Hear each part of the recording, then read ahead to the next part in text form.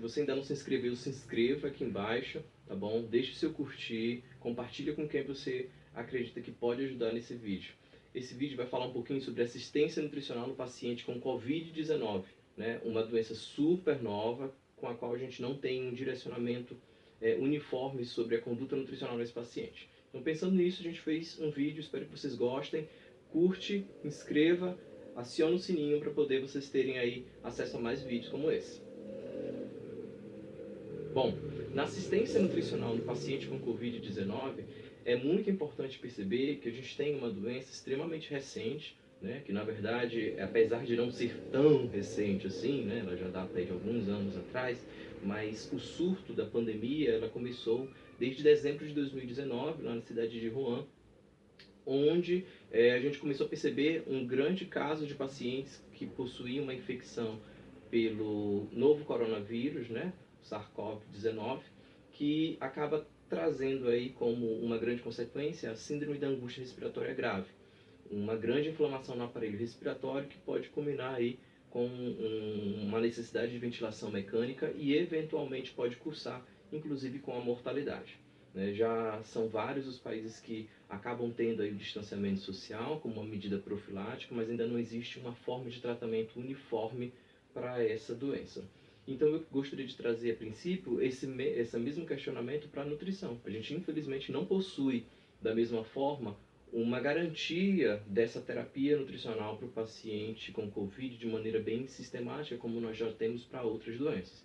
Mas quando não existe esse tipo de recomendação, é muito importante perceber que as recomendações que já existem para outras doenças podem nos dar luz, né, podem nos guiar para o direcionamento dessas novas, até que estudos como ensaios clínicos, estudos mais bem direcionados possam ser conduzidos. Então vem com a gente sobre essa assistência nutricional no paciente com Covid. Até 1º de junho de 2020, nós temos aí 3 grandes publicações, 2 a âmbito nacional e uma internacional mais direcionadas para a terapia nutricional no paciente com Covid. A primeira é essa que eu acabei de projetar, e ao longo das apresentações vocês vão vendo que vai ter um QR Code que vocês podem fazer a leitura, né, pausar o vídeo, voltar, e vocês vão poder ser direcionados para a página onde está esse download de PDF. Então, o primeiro é da Braskem, da Sociedade Brasileira de Nutrição Enteral e Parenteral, que fala sobre o fluxo de assistência nutricional para pacientes com Covid-19. E nesse documento, ele é bem interessante porque ele já começa a traçar o primeiro passo da assistência nutricional de um paciente hospitalizado, que é a triagem e a avaliação nutricional desse paciente. Então, o primeiro ponto, ele começa a distinguir quem são os pacientes que teriam risco nutricional.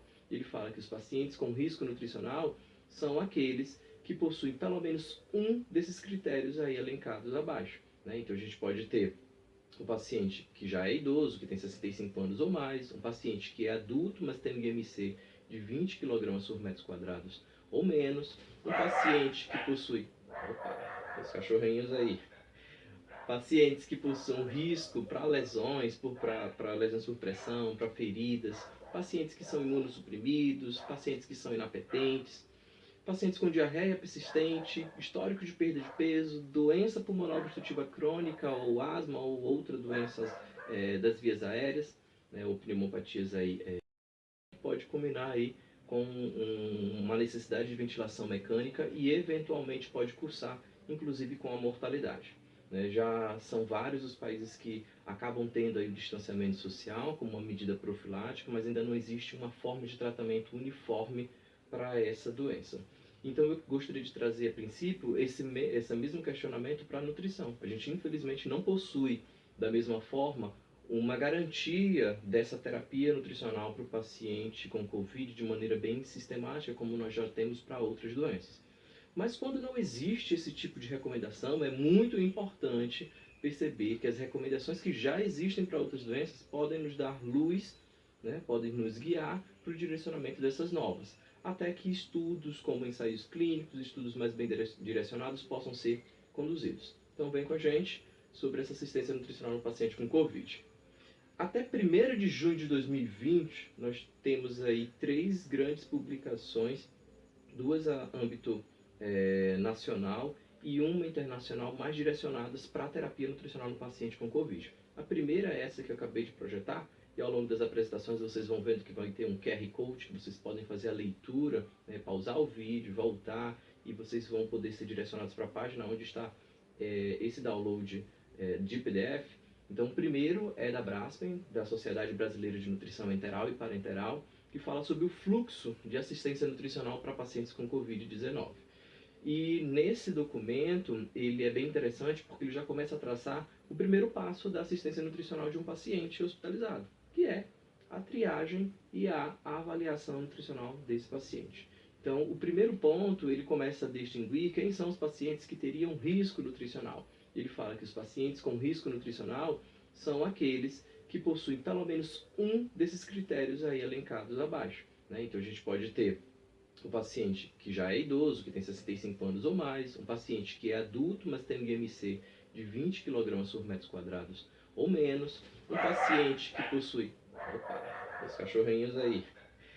Pacientes que possuem risco para lesões, para lesões por pressão, para feridas, pacientes que são imunossuprimidos, pacientes que são inapetentes, pacientes com diarreia persistente, histórico de perda de peso, doença pulmonar obstrutiva crônica ou asma ou outras doenças das vias aéreas, né, ou pneumopatias aí, que possam estar associadas, pacientes cardiopatas, pacientes diabéticos, pacientes que possuem uma insuficiência renal, pacientes que são gestantes. Então, todos esses pacientes seriam pacientes classificados como em risco nutricional. Então, é um primeiro quadro muito legal que ele traz nesse artigo e que fundamenta um pouquinho sobre o direcionamento a ser tomado nesses pacientes.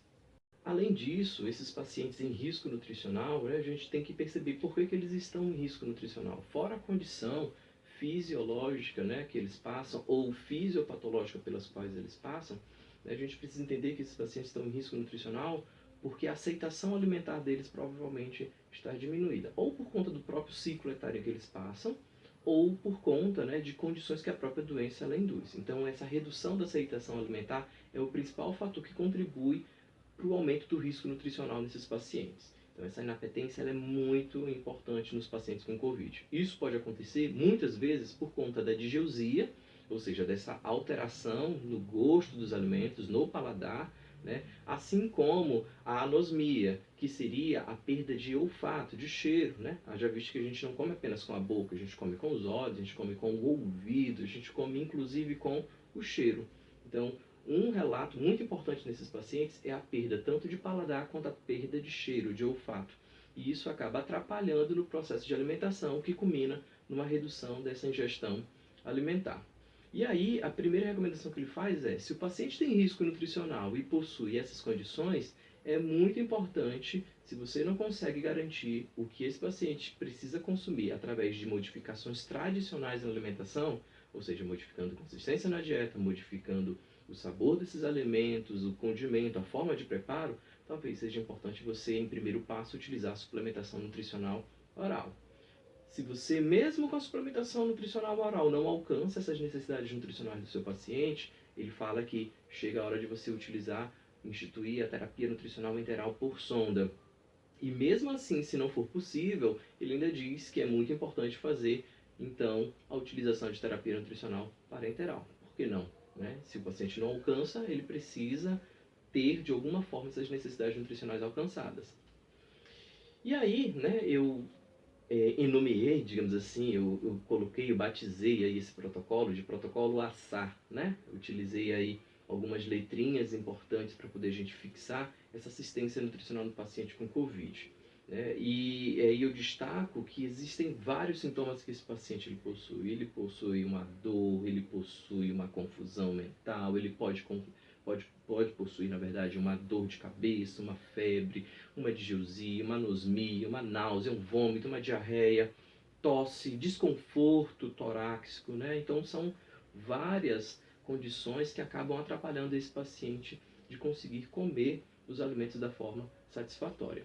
E aí, a primeira letra A verdinha aí do protocolo ASAR seria justamente essa, adaptações dietéticas conforme sintomatologia apresentada pelo paciente. Ou seja, se o teu paciente possui uma náusea e vômito, o que é que dentro da modificação da alimentação desse paciente você pode fazer para poder garantir que ele aumente essa ingestão alimentar? Por exemplo, diminuir a consistência desses alimentos, é reduzir a quantidade de condimento desses alimentos, é tentar trabalhar inicialmente com uma dieta líquida restrita, então faça as modificações dietéticas necessárias para poder reduzir essa ingestão. O paciente está com diarreia, então o que é que pode ser feito para esse paciente diminuir a frequência desses episódios evacuatórios, né? Então seria, por exemplo, utilizar probióticos, seria pensar em simbióticos, seria pensar em alimentos constipantes, então que seja feitas essas modificações dietéticas inicialmente.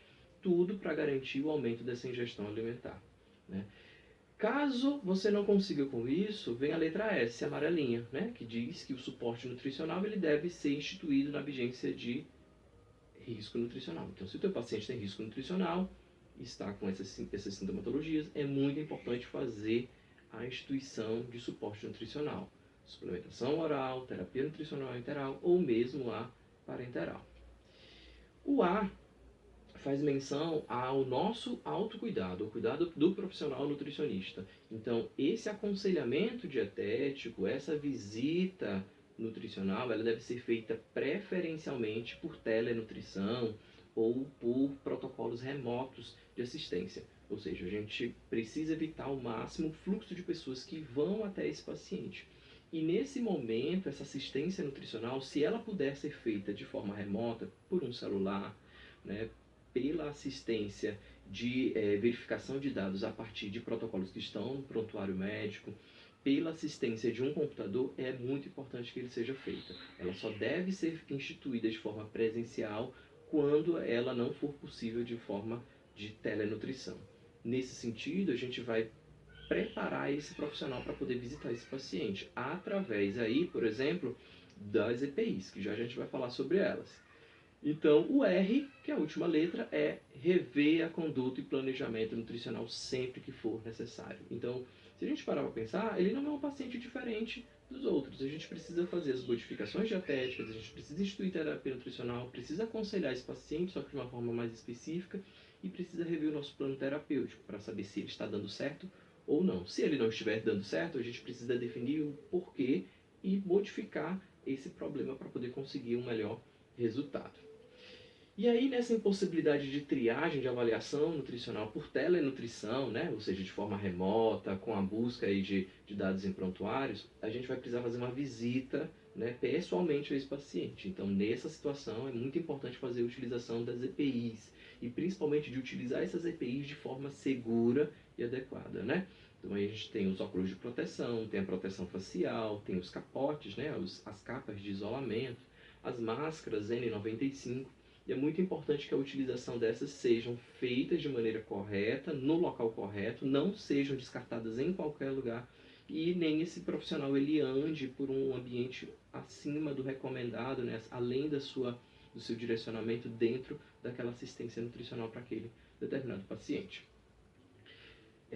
Nesse mesmo documento ele traz um fluxograma bem interessante, né, que fala um pouquinho sobre esse fluxo de assistência nutricional no paciente com Covid aí.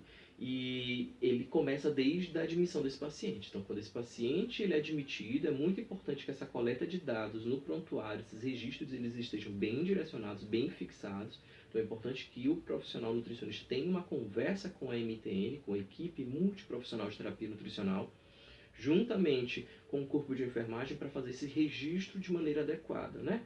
E, se possível, fazer uma teleconsulta para poder fazer essa triagem inicial, logicamente, né? Se não for possível verificar isso apenas pelos prontuários. E aí você vai definir se esse paciente tem risco ou não. Então, se ele tiver um daqueles critérios que a gente disse lá no primeiro quadro, a gente diz que ele tem risco. Se ele não tiver nenhum deles, ele não tem risco e ele vai precisar o quê? Ser reavaliado daqui a 48 horas, ou seja, daqui a 2 dias, será muito importante fazer uma nova avaliação. Então percebam que aí já começamos a ter um cuidado, um zelo maior para esse paciente, né? Então, por conta do próprio desenrolar da fisiopatologia dessa doença, a gente já pede que essa assistência nutricional ela seja mais próxima, né? Ao contrário dos outros pacientes, que geralmente é uma semana, nesse paciente a gente vai ter aí por volta de 48 horas a reavaliação. No caso do paciente possuir risco, é muito importante instituir um plano de cuidado nutricional. E aí, nesse plano de cuidado nutricional, está, né, desde das modificações na consistência da dieta, até mesmo a necessidade de suplementação nutricional oral, a questão da instituição de sonda ou mesmo de terapia nutricional parenteral. E, muito importantemente, verificando as comorbidades ou situações que esse paciente possa ter. Se ele possui uma lesão por pressão, se ele é um paciente diabético, se ele é um paciente com diarreia, com doença renal, é importante utilizar produtos que consigam atender a necessidade individualizada daquele paciente. E aí ele traz uma meta calórica a partir da própria Braspen, que ele diz que deve ser instituída de 25 a 30 calorias por quilo de peso corporal por dia. E necessidade proteica, ele utiliza aí o que a ASPEN, a Associação Americana de Nutrição Enteral e Parenteral, recomenda, de 1,2 a 2,0 gramas por quilo de peso corporal dia. Né? E aí ele pede que a gente faça essa tolerância dessa aceitação alimentar, se essa aceitação ela está boa ou não. Se ela estiver boa, ok, continuo monitorando esse paciente de 48 em 48 ou de 72 em 72 horas. Se esse paciente não estiver tolerando bem, chega-se o momento de começar a repensar se essa terapia nutricional que você instituiu com suplementação não é necessário evoluí-la para um suporte nutricional enteral por sonda ou para um suporte nutricional parenteral. Então, é preciso discutir isso com a equipe multiprofissional. O segundo documento que eu trago para vocês é o protocolo de intervenção nutricional para pacientes com Covid, que foi confeccionado pelo Conselho Regional de Nutricionistas da 6ª Região, que traz um pouquinho sobre um resumo. Ele é um documento bem mais detalhado, né? Então ele começa a falar mesmo sobre assistência nutricional. E a gente vai percebendo que muitos desses pontos ele utiliza aí a terapia nutricional no paciente crítico para poder meio que tentar conciliar com que o paciente com Covid vai precisar de suporte nutricional. Então, ele traz esse quadro inicialmente que fala um pouquinho sobre as vias de administração, né? Então ele fala assim, quais são os critérios de indicação da via a ser utilizada. Bom, suplementação nutricional oral eu vou utilizar sempre que eu perceber, né, que os complementos orais devem ser a primeira linha de batalha, a primeira opção para esse paciente, né? Ou seja, quando eu tiver menos que 75% dessas recomendações em até 5 dias sem expectativa de melhora nessa ingestão, eu possivelmente vou ter um paciente candidato de suplementação. Então a gente diz que o protocolo de identificação é quando esse paciente tem menos de 75% desse consumo. Então esse consumo ele é insatisfatório, ele é inferior, por exemplo, a 4 refeições ao dia, sendo, por exemplo, 3 dessas não consumidas, né? Então, de jejum, almoço ou jantar. Então o protocolo de intervenção nesse momento é fazer a instituição de terapia nutricional por suplementação e que esse suplemento seja um suplemento hipercalórico, hiperproteico e seja dado aí por volta de 3 vezes ao dia nos horários dos lanches. Agora, quando eu penso em um paciente que precisa de sonda, quem são os pacientes que precisam de sonda, né? Então, a indicação da via seria na impossibilidade de utilização da via oral, né? Ou seja, quando o paciente tem disfagia, tem dificuldade de deglutir, ou ainda quando essa ingestão alimentar ela é insuficiente, né? Ou seja, essa ingestão alimentar é menor que 60% dessas necessidades, dessas recomendações nutricionais. Em um período de até 5 dias consecutivos. Então, eu faço o registro dessas informações e percebo que esse paciente está sem consumir, né, pelo menos 60% dessas recomendações por volta de 5 dias. E sem expectativa de nenhuma disso melhorar. Então, nesse sentido, o protocolo é menos que 60% dessas necessidades, né? É um consumo altamente insatisfatório, ou seja, ele está consumindo menos, cachorrinho de novo, menos que 3 refeições dia, sendo, né, essas de jejum, o almoço e o jantar, ou seja, as grandes refeições, digamos assim, refeições com um aporte calórico maior. Então, o protocolo de intervenção nesse caso é instituir terapia de nutrição enteral, de preferência por bomba de infusão contínua, né? Ou seja, por bomba em 24 horas. E inicialmente começar essa ingestão alimentar com uma infusão de 20 ml por hora e evoluir esse volume gradualmente, né? A partir da tolerância do paciente. Quando a gente pensa em terapia nutricional parenteral, ou seja, em TNP, para quem que eu indico, né? A indicação é meio que se baseia no mesmo critério. Eu indico somente quando eu não consigo ter um trato digestivo funcionante, ou ainda quando as complicações inerentes, os efeitos colaterais ou os sintomas que esse paciente possa ter, como diarreia, náuseas, vômitos, sejam intratáveis, sejam incontroláveis.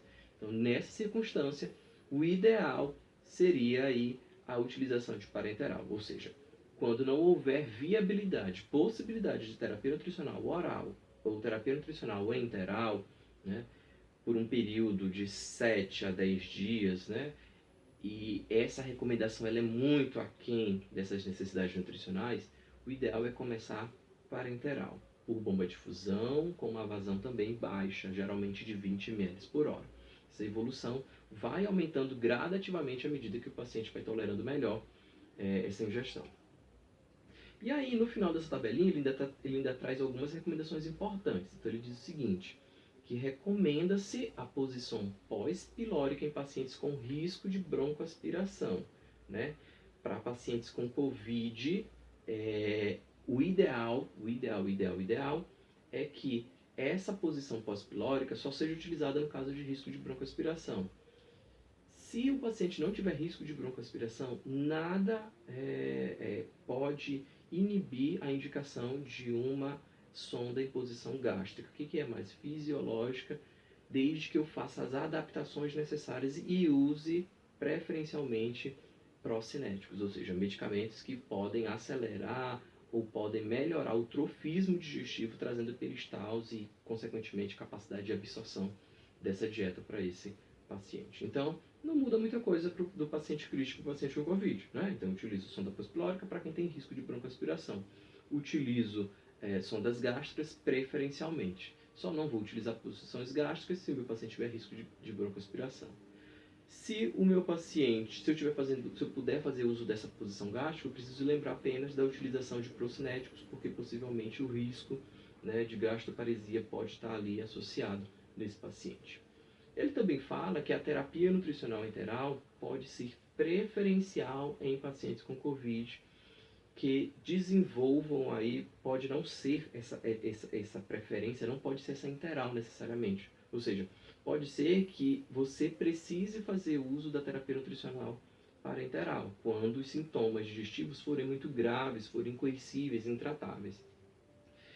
E ele também disse que a terapia nutricional, independente da via, ela é contraindicada se o paciente estiver hemodinamicamente instável, né? Então, a estabilidade hemodinâmica ela é um critério de indicação para a terapia nutricional. A gente vai ver um pouquinho mais sobre isso em alguns vídeos que a gente vai preparar lá na frente sobre critérios de indicação de terapia nutricional. Bom, tá gostando do vídeo? Essa foi a primeira parte do vídeo de terapia nutricional na Covid-19. A segunda parte vai ao ar semana que vem, então não te esquece de te inscrever no canal, acionar o sininho, clicar no gostei e compartilhar esse vídeo com qualquer profissional da área da saúde que de repente se interesse pelo assunto ou com qualquer estudante da área de nutrição ou áreas afins que também possa se interessar. Semana que vem temos mais. Tamo junto!